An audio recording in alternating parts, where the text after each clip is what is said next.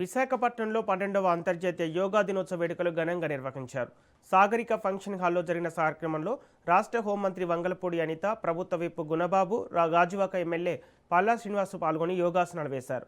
ఈ సందర్భంగా హోంమంత్రి వంగలపూడి అనిత మాట్లాడుతూ యోగా ఆరోగ్యకరమైన జీవనానికి ఎంతో అవసరమని పేర్కొన్నారు. ప్రధాని నరేంద్ర మోదీ చొరవతో యోగా దినోత్సవం ప్రపంచవ్యాప్తంగా నిర్వహించబడుతుందని తెలిపారు.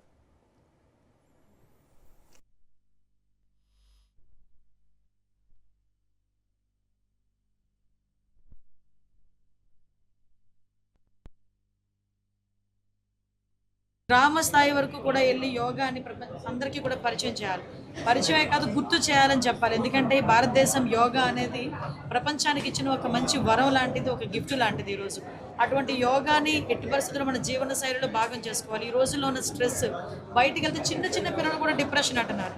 చిన్న చిన్న పిల్లలకి కూడా సూసైడ్ టెండెన్సీలు పెరిగిపోతున్నాయి. ఇటువంటి సమయంలో ప్రతి ఒక్కరికి యోగా, మెడిటేషన్ అనేది ఒక వరంగా తీసుకొని స్ట్రెస్ని మేనేజ్ చేయడానికి కానీ మన దైనందిన జీవితంలో ఆరోగ్యకరంగా ఉండడానికి ఇది ఒక ముఖ్య భాగమవుతుంది.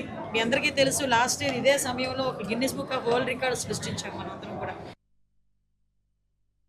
ఆరోగ్యవంతమైనటువంటి జీవితం అలాగే ఏజింగ్ ఉండాలి అనే ఒక ఉద్దేశంతో మరి ఈ యోగా డేని భారీ స్థాయిలో చేయడం జరిగిందండి.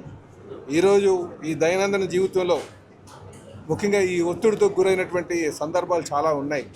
చాలా ఒత్తిడితో ప్రజలు ఉన్నారు.